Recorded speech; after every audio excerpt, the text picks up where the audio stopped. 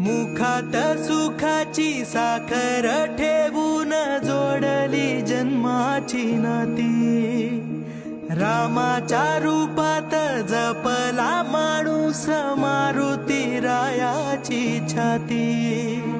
वाघाची लीलानी कपाळी टिळा तू जेडंधारासाठी,